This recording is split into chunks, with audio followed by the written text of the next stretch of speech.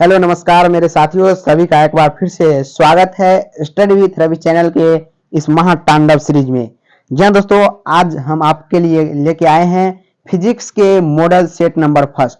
जी हाँ साथियों, फिजिक्स के मॉडल सेट नंबर फर्स्ट में आज हम बात करेंगे बिहार बोर्ड एंट्रेंस एग्जाम 2024 में आने वाले टॉप 70 प्रश्न की। जी हाँ दोस्तों, टॉप 70 प्रश्न यानी 70 प्रश्न जो आपके बिहार बोर्ड एंट्रेंस एग्जाम 2024 में पूछने जा रहा है, सेम टू सेम वैसा ही प्रश्न की बात आज हम करेंगे मॉडल सेट नंबर 1 के पार्ट 1 में। साथियों, मॉडल सेट नंबर 1 आपको ये बताएगा कि आपके बिहार बोर्ड एंट्रेंस एग्जाम 2024 में क्वेश्चंस कहां से पूछे जाएंगे। पूरी संभावना यही रहेगी साथियों कि मॉडल सेट जो भी आपको दिया जाता है जस्ट उसके अपोजिट पूछा जाता है, या मॉडल सेट से 50% क्वेश्चंस 50 जी हाँ दोस्तों 50% क्वेश्चंस आपको मॉडल सेट से उठा के दे दिया जाता है। तो सभी स्टूडेंट चैनल पर नए हैं तो प्लीज चैनल को सब्सक्राइब करें, बेल आइकन को प्रेस कर ले और अपने दोस्तों के पास फटाफट से क्लास को शेयर कर दे ताकि मैं क्लास को फटाफट से स्टार्ट कर सकूं। और जितने भी स्टूडेंट कमेंट बॉक्स में देख रहे हैं सभी को प्रॉपर तरह से सभी क्वेश्चंस का आंसर देना है कमेंट बॉक्स में। तो चलिए फटाफट से अपने दोस्तों के पास क्लास को शेयर कर दे। फिजिक्स के मॉडल सेट नंबर 1 में हम आगे हैं साथियों। केमिस्ट्री के हमने 2 मॉडल सेट कर लिया है पहले भी, अगर आप अभी तक नहीं देखे हैं तो प्लीज जाके देख सकते हैं। केमिस्ट्री का मॉडल सेट नंबर 1 और 2 दोनों का क्लास यूट्यूब पर एकदम फ्री उपलब्ध है। साथियों, अगर इसका पीडीएफ चाहिए तो प्लीज टेलीग्राम चैनल को जरूर ज्वाइन करें। टेलीग्राम चैनल का लिंक इसी वीडियो के नीचे डिस्क्रिप्शन में दिया हुआ है, वहां आपको इस पीडीएफ के साथ साथ अन्य पीडीएफ में मिलेगी क्लास से रिलेटेड, बिहार बोर्ड से रिलेटेड सभी सूचनाएं वहां पर आपको दी जाएगी। लगभग 1000 स्टूडेंट वहां पे जुड़े हुए हैं, ये आपको ध्यान देने वाली बात है। तो चलिए आज स्टार्ट करते हैं फिजिक्स के मॉडल सेट नंबर 1 की। पहला क्वेश्चन आपके स्क्रीन के सामने ये रहा। तो क्वेश्चन स्टार्ट करने से पहले अभी तक इस वीडियो को लाइक नहीं किया तो वीडियो को लाइक करके अपना हाजिरी बना ले।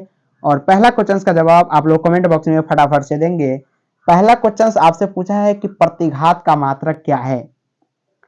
जी दोस्तों, प्रतिघात का मात्रक क्या है, पहला सवाल, पहला क्वेश्चन का जवाब आपको कमेंट बॉक्स में देना है कि प्रतिघात का मात्रक क्या है। ऑप्शन ए बोलता है महो, ऑप्शन बी ओम, ऑप्शन सी फैराडे और ऑप्शन डी एम्पियर।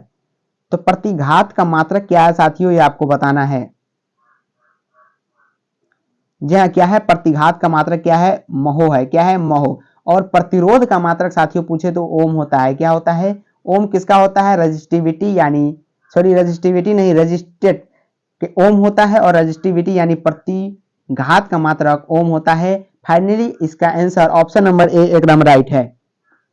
चलिए आगे चलते हैं। दूसरा नंबर सवाल आपके स्क्रीन के सामने, धुआंधार सवाल महातांडव सीरीज के दूसरा नंबर क्वेश्चन आपके स्क्रीन के सामने यह है, यदि एल प्रेरकत्व, आर प्रतिरोध तथा सी संधारित की धारिता हो तो एल बटे आर एवं आर सी का विमीय सूत्र क्या होगा, ये आपको बताना है। फटाफट से इसका आंसर आप लोग कमेंट बॉक्स में बताएंगे। 2 नंबर क्वेश्चन का जवाब के हम वेट कर रहे हैं साथियों, सभी का प्रॉपर तरह से आंसर आना चाहिए कमेंट बॉक्स में।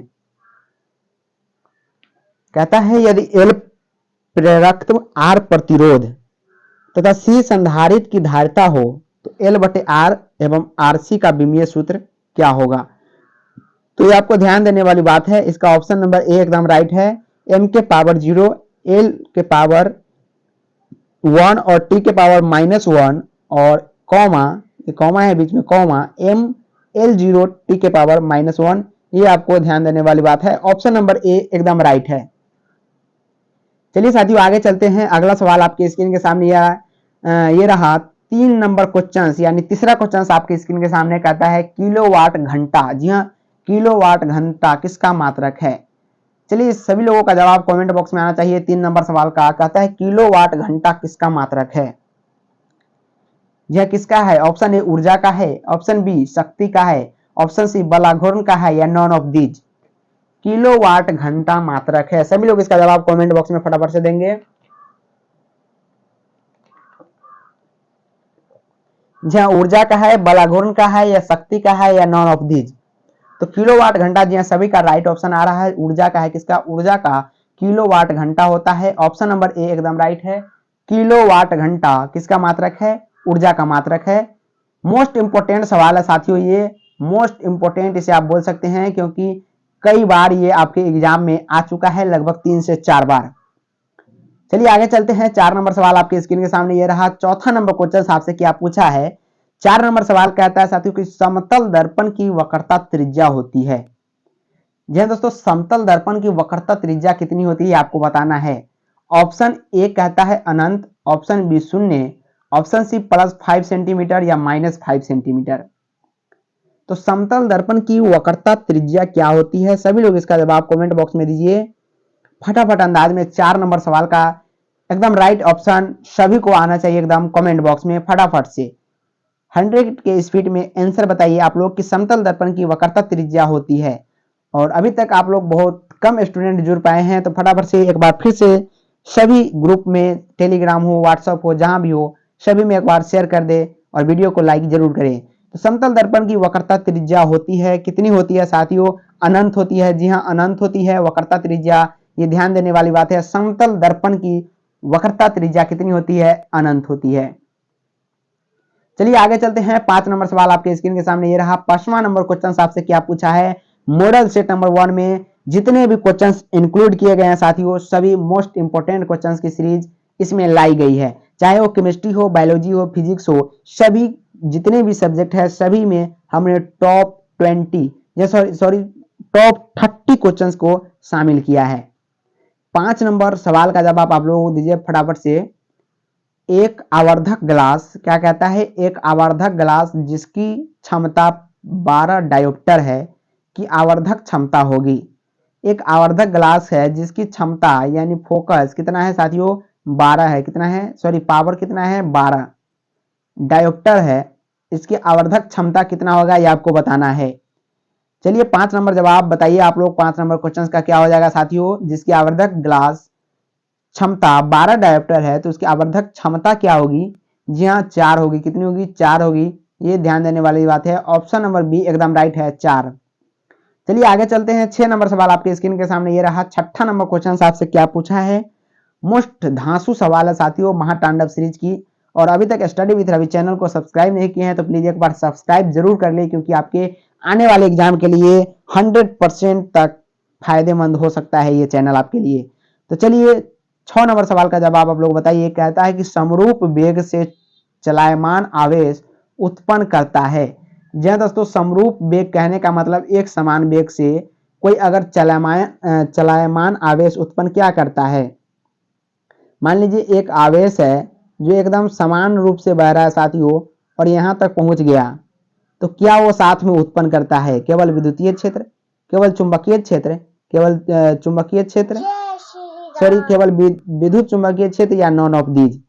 तो समरूप वेग से चलायमान आवेश क्या क्या उत्पन्न कर सकता है, तो विद्युत और चुंबकीय क्षेत्र उत्पन्न कर सकता है। ऑप्शन नंबर सी एकदम राइट है, विद्युत चुंबकीय क्षेत्र। क्योंकि साथियों आपको पता होगा कि जब बिजली की तार से आवेश उत्पन्न होती है और जब एक जगह से दूसरी जगह जाती है, तो जब आप इसके नजदीक आते हैं तो ये कहता है कि आजा आजा आजा, पास आजा, और ये पास बुलाने का कार्य करता है और आपको ये झटका मारता है कस के पास लाकर। तो ये आपको ध्यान देने वाली बात है। ऑप्शन नंबर सी एकदम राइट है, विद्युत चुंबकीय क्षेत्र। चलिए 7 नंबर सवाल आपके स्क्रीन के सामने। 7वां नंबर क्वेश्चन आपसे क्या पूछा है। 7 नंबर साथियों क्वेश्चन आपसे पूछा है कि आयाम मांडुलम में मांडुलन सूचांक क्या है। जहां आयाम मांडुलम में मांडुलन सूचांक क्या है आपको बताना है। 7 नंबर सवाल का जवाब सभी का आंसर आना चाहिए कमेंट बॉक्स में। कहता है सदा शून्य होता है, बी 0 से लेकर 1 के बीच होता है, या 0 से अनंत के बीच होता है, या नॉन ऑफ दीज होता है। जी हाँ, आयाम मंडलन में मंडलन सूचांक कितना होता है साथियों, 0 से लेकर 1 के बीच होता है। कितना, 0 से लेकर 1 के बीच की अक्षर इसमें डिजिट ली जाती है। चलिए आगे चलते हैं। 8 नंबर सवाल आपके स्क्रीन के सामने। कहता है 8 नंबर क्वेश्चन कि स्वस्थ मनुष्य के शरीर का विद्युत प्रतिरोध होता है, और ये बिहार बोर्ड में लगभग 4 से 5 बार क्वेश्चन पूछा गया है। जी हाँ, 4 से 5 बार ये क्वेश्चन पूछा गया है, क्योंकि ज्यादातर स्टूडेंट इसमें फेल हो जाते हैं साथियों इस क्वेश्चन में, क्योंकि ये कंफ्यूजिंग क्वेश्चन है और इसका प्रॉपर आंसर मैं आज बताऊंगा इस क्लास में। कि स्वस्थ मनुष्य के शरीर का विद्युत प्रतिरोध कितना होता है। बहुत सारे स्टूडेंट को हमने देखा है कि वो 50,000 मार के आते हैं, जो कि एकदम गलत है। क्या है? गलत है। इसका ऑप्शन नंबर सी एकदम राइट है, 10,000। जी हाँ दोस्तों, 10,000 ओम। ये ध्यान देने वाली बात है। और यहाँ पर ओम है, इसे ओम कहते हैं, ओम का चिन्ह है। तो स्वस्थ मनुष्य के शरीर का विद्युत प्रतिरोध कितना होता है? 10,000 ओम होता है, जो कि एकदम राइट ऑप्शन है, 100 to 10%। ये इसका आप स्क्रीनशॉट ले सकते हैं, क्योंकि ये क्वेश्चन आपसे फिर से 2024 में टकरा सकता है। चलिए आगे चलते हैं। 9 नंबर सवाल आपके स्क्रीन के सामने कहता है, 9 नंबर क्वेश्चन क्या है? कहता है एक गोले पर आवेश, क्या मान लीजिए एक गोला है और गोले पर आवेश 10 माइक्रो कुलॉम है। कितना है इस पर आवेश साथियों? इस पर आवेश है आपके पास 10 माइक्रो कुलॉम। कितना है? 10 माइक्रो कुलॉम है। तो उसकी सतह पर विद्युत फ्लक्स होगा। साथियों इस पर आवेश तो कितना है? 10 माइक्रो कुलॉम है। तो इसकी सतह पर विद्युत फ्लक्स कितना होगा, ये आपको बताना है। सभी लोगों का जवाब कमेंट बॉक्स में फटाफट अंदाज में आना चाहिए, कितना होगा। और ये कोई डिजिट इसका चेंज नहीं किया जाता है इस न्यूमेरिकल का, क्योंकि ये फिक्स है और बिहार बोर्ड कई बार ऐसे ही वो क्वेश्चंस को पूछा गया है। तो यदि गोले पर आवेश मान लीजिए 10 माइक्रो कुलॉम है, तो उसकी सतह पर विद्युत फ्लक्स कितना होगा? यह सभी का ऑप्शन नंबर क्या आ रहा है? ए आ रहा है, जो कि बिल्कुल राइट है। 36 pi into 10 to the power 4 nanometre square coulomb होता है, जो कि एकदम राइट ऑप्शन है। चलिए आगे चलते हैं। 10 नंबर सवाल आपकी स्क्रीन के सामने। 10 नंबर क्वेश्चन बुलियर व्यंजक। जी हाँ दोस्तों, इस चैप्टर से आपके पास एक क्वेश्चन आएंगे जो गेट से संबंधित आएंगे, और गेट वाला क्वेश्चन आप लोग हमेशा करके जाए, क्योंकि इस पार्ट से गेट से क्वेश्चन आना निश्चित है। चलिए 10 नंबर सवाल का जवाब आप लोग फटाफट से बताइए।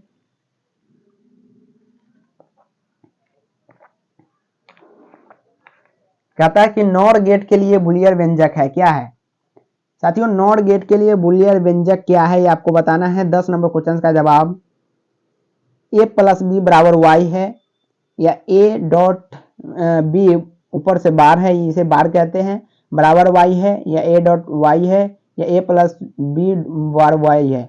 तो नॉर गेट के लिए बुलियर व्यंजक क्या है साथियों? तो ये ए प्लस बी ऊपर से ए बार बराबर वाई है, नॉर गेट के लिए। ध्यान देने वाली बात है, ऑप्शन नंबर डी एकदम राइट है। चलिए आगे चलते हैं। 11 नंबर सवाल आपके स्क्रीन के सामने ये रहा। 11 नंबर क्वेश्चन कहता है, और ये क्वेश्चन न जाने कितने बार बिहार बोर्ड ने पूछा है, लगभग हम इसे कहें तो 6 बार ये क्वेश्चन कंपार्टमेंटल से लेके और मेन एग्जाम में, जी दोस्तों मेन एग्जाम जो आपका होता है इंटर का, उसमें कंपार्टमेंटल में, एनुअल में, जो भी एग्जाम है, लगभग 6 से 7 बार ये क्वेश्चन पूछा गया है। और मोस्ट इंपोर्टेंट ये सवाल है, और 2024 में आपसे फिर से टकरा सकता है। कहता है कि 64 समरूप बूंदे, 64 समरूप बूंदे यानी ऐसे ऐसे ऐसे मिलाकर टोटल कितना? 64। कितना? 64 समरूप बूंदे, जिनमें प्रत्येक की धारिता 5 माइक्रोफैराडे है। एक की धारिता कितना है साथियों? 5 माइक्रोफैराडे है, मिलकर एक बड़ा बूंद बनाता है। मान लीजिए ये आपस में मिल गया पूरा, और ये क्या किया? आपस में मिलकर एक बड़ा बूंद का निर्माण ऐसे किया। तो बड़े बूंद की धारिता क्या होगी? चलिए बताइए, बड़े बूंद की धारिता क्या होगी? 4 माइक्रोफैराडे, 25 माइक्रोफैराडे, 20 माइक्रोफैराडे, या 164 माइक्रोफैराडे?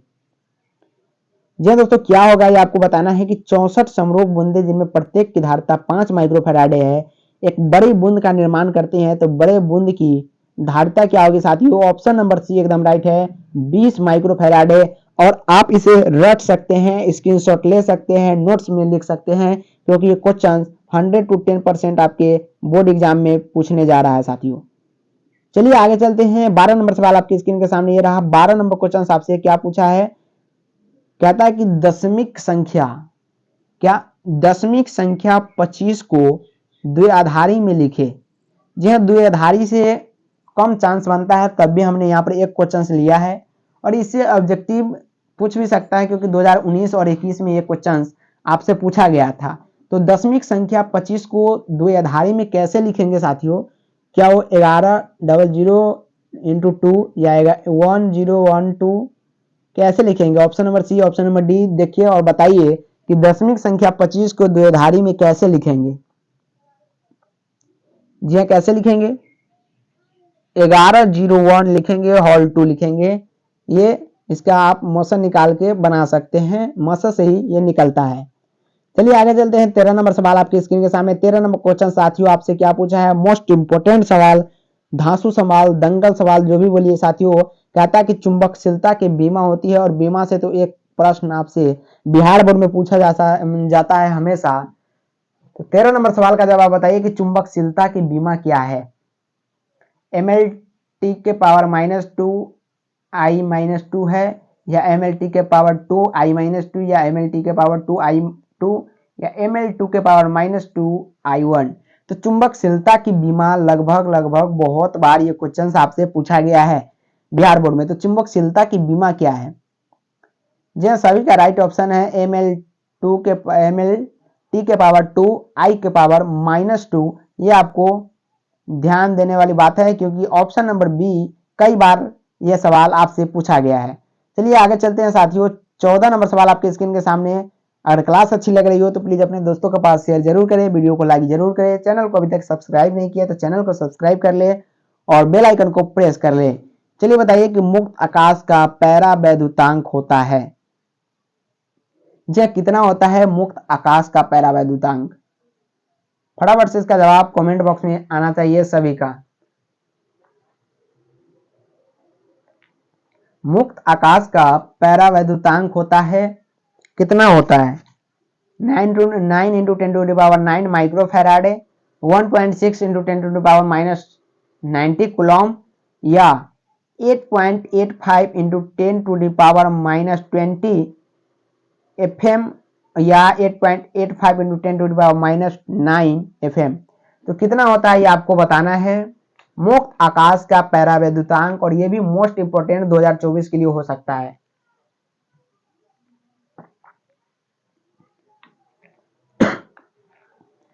यह कितना होता है? 14 नंबर सवाल का जवाब आप लोग फटाफट से बताइए।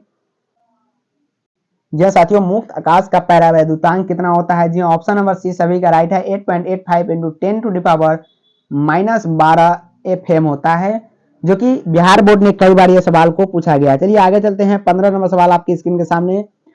15 नंबर क्वेश्चन आपसे क्या पूछा है? 15 नंबर सवाल है कि LR परिपथ का शक्ति गुणांक होता है।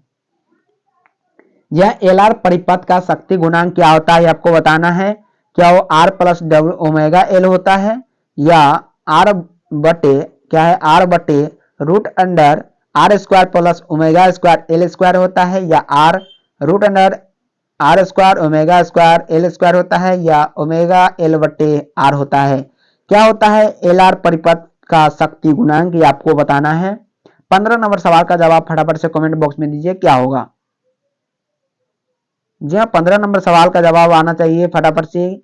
यह सभी का राइट ऑप्शन है, ऑप्शन नंबर बी R बटे, जी हाँ दोस्तों, R बटे root under R square plus omega square L square होता है, जो कि एकदम राइट है। ऑप्शन नंबर बी एकदम राइट है।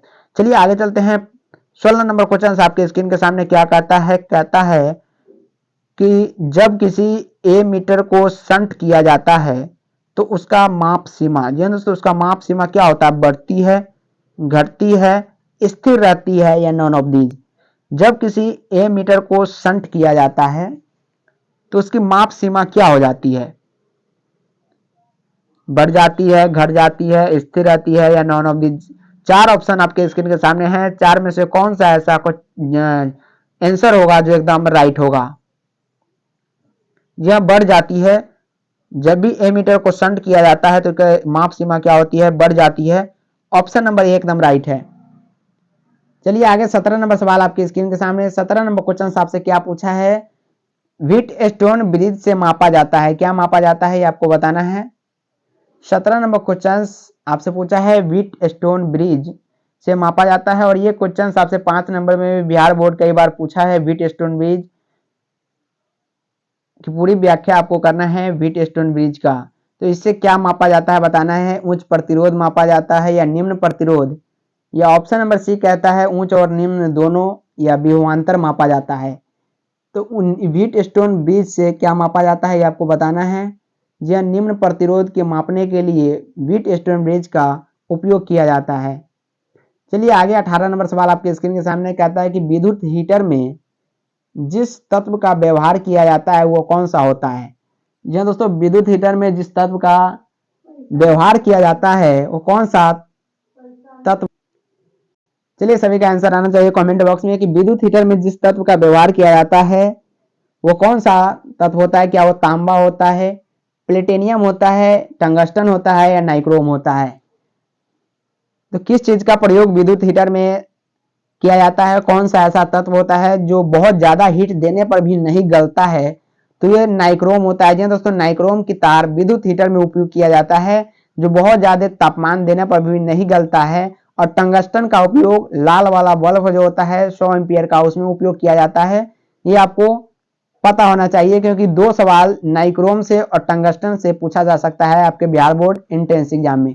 चलिए आगे 19 नंबर सवाल आपके स्क्रीन के सामने। 19 नंबर क्वेश्चन आपसे क्या पूछा है, ये पीडीएफ क्रिएट किया गया है मेरे द्वारा, आरबी सर यानी रवि भूषण सर। जी दोस्तों, तो चलिए नंड गेट के लिए बुलियर व्यंजक है। 19 नंबर सवाल का जवाब आप लोग फटाफट से दीजिए कि नंड गेट के लिए बुलियर व्यंजक क्या है। सभी का जवाब कमेंट बॉक्स में फटाफट अंदाज में आना चाहिए कि नंड गेट के लिए बुलियर व्यंजक क्या है। जी हाँ, ए डॉट बी ऊपर से इसे हम बार कहते हैं बराबर वाई, एकदम राइट है। ऑप्शन नंबर ए एकदम राइट है। जी दोस्तों, ऑप्शन नंबर ए एकदम राइट है। और इससे आपको वन क्वेश्चन फिक्स रहता है साथियों, वन क्वेश्चन फिक्स रहता है। चलिए आगे 20 नंबर सवाल आपके स्क्रीन के सामने। 20 नंबर क्वेश्चन आपसे क्या कहा है, कहता है कि ध्रुव प्रबलता का एसआई मात्रक है।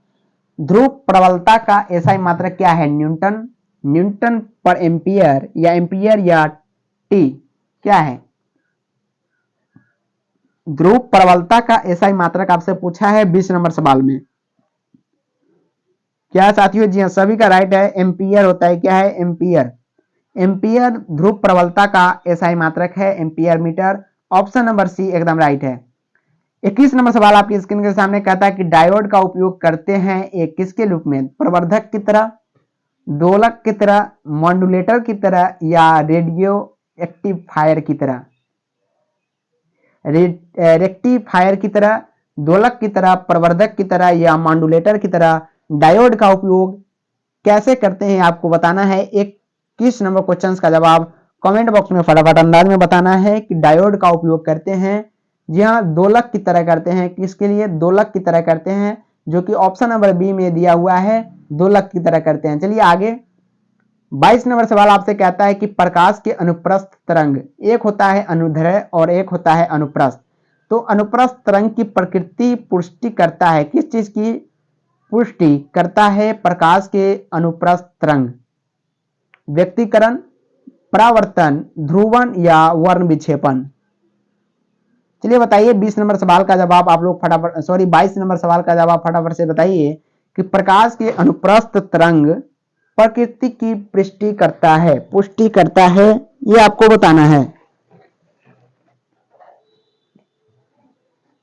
जी हाँ, सभी का ऑप्शन नंबर सी एकदम राइट है। सभी का ऑप्शन नंबर सी आ रहा है, जो कि ध्रुवन।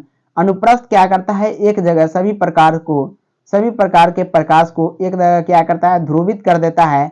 ये दोस्तों, सभी प्रकाश को एक जगह ध्रुवित करने का कार्य अनुप्रस्थ तरंग करता है। ये आपको ध्यान देने वाली बात है। अनुदैर्ध्य का मतलब होता है एक जगह से विभिन्न क्षेत्रों में फैला देना, ये अनुदैर्ध्य कहलाता है। 23 नंबर सवाल आपकी स्क्रीन के सामने कि सूर्य के प्रकाश का स्पेक्ट्रम होता है, कैसा होता है। यह सूर्य के प्रकाश का स्पेक्ट्रम कैसा होता है, सतत। सतत कहने का मतलब ऐसे, रेखीय स्पेक्ट्रम, सतत मतलब ऐसे होता है, और रेखीय यानी रेखा में, काली पट्टी का स्पेक्ट्रम या काली रेखा का स्पेक्ट्रम। चलिए बताइए कि सूर्य के प्रकाश का स्पेक्ट्रम कैसा होता है। यह कैसा होता है, सभी का आंसर आना चाहिए। अभी तक वीडियो को आप लोग शेयर नहीं कर रहे हैं, फटाफट से वीडियो को शेयर करें, बेल आइकन को प्रेस कर ले, चैनल को सब्सक्राइब करें, वीडियो को लाइक कर ले, सभी करके रख लिए आप लोग। तो सूर्य के प्रकाश का स्पेक्ट्रम कैसा होता है, रेखीय स्पेक्ट्रम होता है। ऑप्शन नंबर बी एकदम राइट है, रेखीय। चलिए आगे 24 नंबर सवाल आपके स्क्रीन के सामने कहता है कि डायनेमो के कार्य का सिद्धांत आधारित है किस पे। चलिए बताइए 24 नंबर सवाल का जवाब फटाफट से कमेंट बॉक्स में आना चाहिए कि डायनेमो के कार्य का सिद्धांत किस पे आधारित है?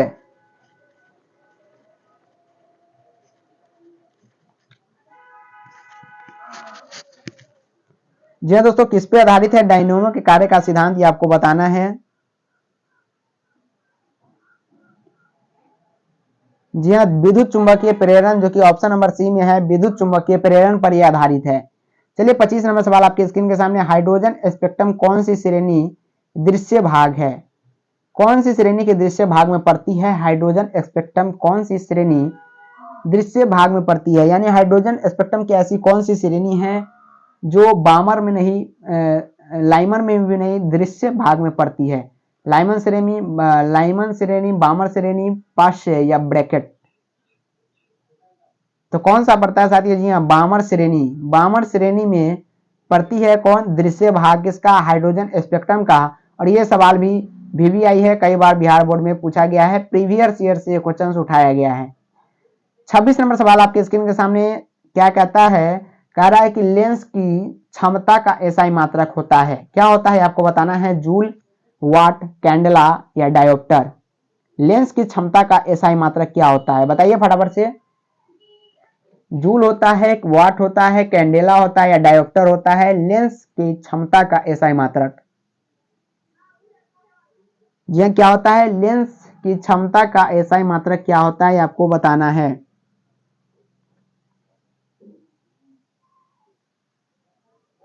यह वाट होता है, कैंडेला या डायोप्टर? जब लेंस की पूछे तो जूल होता है। क्या होता है? जूल होता है एसआई मात्रक। और डायोप्टर किसका होता है आपको पता होगा। चलिए आगे चलते हैं। 27 नंबर सवाल आपके स्क्रीन के सामने, निकेल क्या है? जी निकेल क्या है? और ये मोस्ट VVI है, MVVI इसे कह सकते हैं, क्योंकि बहुत बार ये क्वेश्चन आपसे पूछा गया है। निकेल क्या है? और 2024 में भी ये सवाल आपसे पूछा जाएगा, आप इसे रट ले। निकेल क्या है? प्रतिचुंबकीय, लौह चुंबकीय, अनुचुंबकीय या नॉन ऑफ दीज? निकेल क्या है साथियों? 27 नंबर सवाल का जवाब लोग बताइए कि निकेल क्या है। जी हाँ, क्या है निकेल? लौह चुंबकीय है, जो कि बिल्कुल राइट है। लौह चुंबकीय है निकेल, ऑप्शन नंबर सी एकदम राइट है। तो लौह चुंबकीय, इसका मतलब निकेल किसके अंतर्गत आता है? फेरिक यानी लोहा के अंतर्गत आता है। निकेल भी एक प्रकार का लोहे ही कहे जाते हैं, इसलिए ये लौह चुंबकीय है। चलिए आगे कहता है कि थोरियम 90, परमाणु भार 230, ये परमाणु संख्या होता है, ऊपर से परमाणु भार होता है, आपको पता होगा। तो थोरियम के परमाणु भार 230 है कि एक परमाणु में न्यूट्रॉनों की संख्या कितनी है? न्यूट्रॉन की संख्या निकालना आपको बिल्कुल आता होगा। अगर परमाणु संख्या पूछ दे तो ये सिर्फ हो जाता है, परमाणु संख्या हो जाता है साथियों। मैं लिख के बताता हूं, ये परमाणु क्या हो जाएगा? संख्या हो जाएगा। और इसी को क्या कहते हैं? प्रोटॉन कहते हैं। क्या कहते हैं? प्रोटॉन की संख्या इसी को कहते हैं, इसको। और परमाणु संख्या भी इसी को कहते हैं। और जब बात आती है परमाणु भार की, तो ये होता है क्या? परमाणु भार। ये क्या है? परमाणु भार है। और जब भी आपसे न्यूट्रॉन पूछे, तो न्यूट्रॉन पूछने तो आपको कुछ नहीं करना है, 230 माइनस 90 करना है। जी दोस्तों, 230 माइनस 90 करने के बाद आपको पता चल जाएगा कि परमाणु में न्यूट्रॉनों की संख्या कितनी है। किसी भी परमाणु का निकालना हो आप ऐसे निकाल सकते हैं, जो कि 140 आएगा। एकदम राइट है, 140 आएगा। ऑप्शन नंबर बी एकदम राइट है। थोरियम के 90 और ये कभी कभी आप लोग रट लेते हैं, जो कि बिल्कुल नहीं करना। कभी कभी ये 3 प्रकार का होता है, यहाँ आपको 231 भी दे सकता है, परमाणु भार चेंज कर सकता है। चलिए 29 नंबर सवाल आपके स्क्रीन के सामने, एक प्रत्यावर्ती धारा के शिखर वोल्टता 440 वोल्ट है, इसकी आभासी वोल्टता क्या होगी? 220 वोल्ट, 440 वोल्ट, 220 √2 वोल्ट या 440 √2 वोल्ट? एक प्रत्यावर्ती धारा के शिखर वोल्टता 440 वोल्ट है, इसकी आभासी वोल्टता क्या होगी? यह 220 √2 वोल्ट होता है प्रत्यावर्ती धारा का शिखर मान। ये शिखर मान पूछा है, यानी ऑप्शन नंबर सी एकदम राइट है। चलिए आगे चलते हैं और आज की लास्ट सवाल आपकी स्क्रीन के सामने, एक स्टेट कूलॉम। क्या पूछा है? एक स्टेट कूलॉम डैश कूलॉम होता है। एक स्टेट कूलॉम बराबर कितना होता है? 3 × 10⁻⁹ 3 × 10⁻⁹ 1/3 × 10⁻⁹ या ऑप्शन नंबर डी है 1/3 टू 10 टू द पावर 9 -9 है। क्या होता है एक स्ट्रेट कूलम्ब बराबर क्या होता है, ये क्या होता है 3 × 10 टू द पावर 9 होता है, जो कि ऑप्शन नंबर ए में है। और आपकी सफलता हमारी पहचान, यही है स्टडी विथ रवि की उम्मीद आपसे कि आप भी सफल हो और हमारी पहचान बढ़ाए। आपकी सफलता हमारी पहचान, स्टडी विथ रवि के साथ आप लोग जुड़े रहे। ये आपके पास रहा इस मॉडल सेट का आंसर। और अभी तक चैनल को सब्सक्राइब नहीं किया तो फटाफट से जाते समय चैनल को सब्सक्राइब कर ले, अपने दोस्तों के पास शेयर कर दे, और वीडियो अच्छा लग रहा हो तो प्लीज अपने दोस्तों के पास शेयर जरूर करें, और कमेंट बॉक्स में लास्ट में बताएं ये जरूर कि आज की क्लास कैसी लगी, क्योंकि और नेक्स्ट क्लास में आपको क्या चाहिए सभी लोग आप लोग कमेंट करके बताएंगे। तब तक के लिए इतना ही। बाय बाय, जय हिंद, जय भारत, जय बिहार।